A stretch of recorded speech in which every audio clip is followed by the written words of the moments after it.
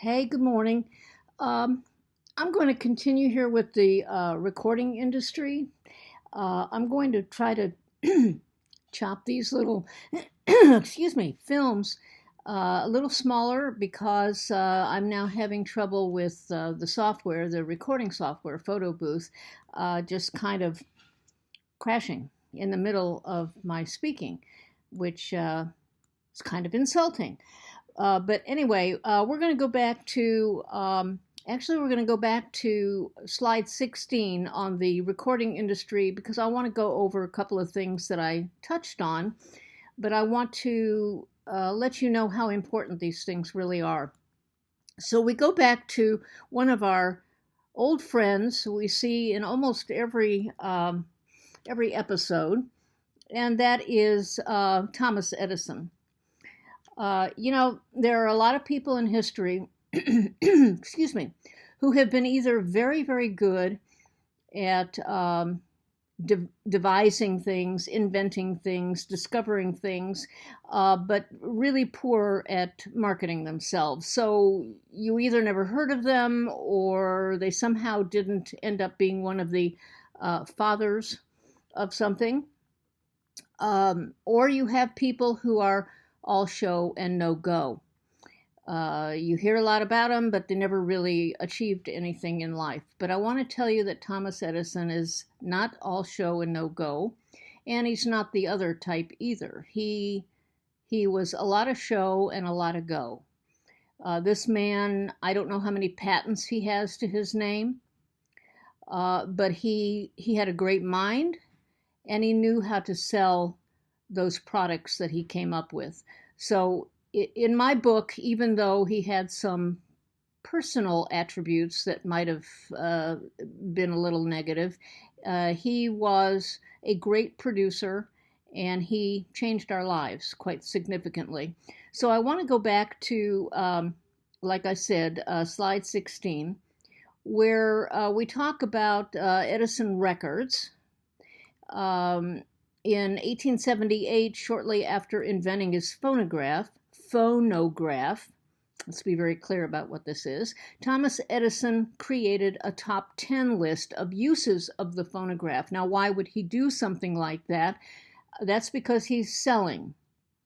He has a great invention, and if he can tell you why you should have one, and maybe make a list of 10 and perhaps two apply to you and the other eight don't, but sure as shooting, if there are another few people standing there, somebody is going to be interested in number 7 on that list and somebody's going to be interested in number 8 on that list. So he was very smart about doing that. So and very smart about seeing future applications of his devices. So when we read this, this was one of his uses, quote, connection with the telephone. So as to make that instrument an auxiliary in the transmission of permanent and invaluable records, instead of being the recipient of momentary and fleeting communication. Uh, when I was a teenager, uh, we used to have reel to reel recording devices, audio recording devices. And so uh, we would record something and send it to a friend in another city, and that person would put that reel on his recording machine, his player, and listen. And so we didn't have to make a phone call. We could prepare really nice little audio tapes for each other, which was a really wonderful thing to do. And here is Edison thinking of all the ways that you could use this phonograph that he has come up with. It's actually brilliant. So then we go on and we, like I mentioned before, consumerism wins out. I want to see a phonograph in every American home. Um, that was his, he called it his final achievement. I don't know if it really was his final achievement. But at any rate, then we move on to no, it wasn't, because then he goes on to wax and shellac discs, always trying to improve it.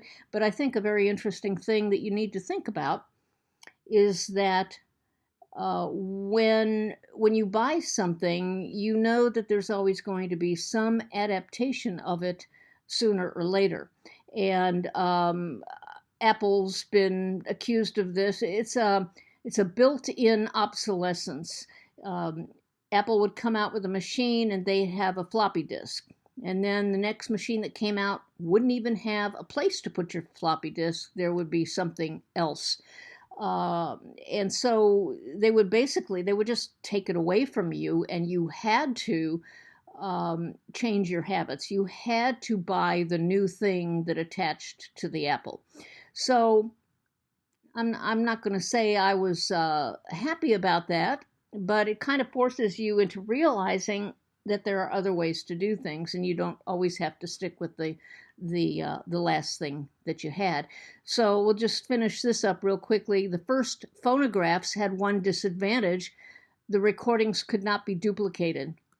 And in 1894, Emil Berliner modified the phonograph to use a disc rather than a cylinder. So we'll pause right here and then move on to the next section.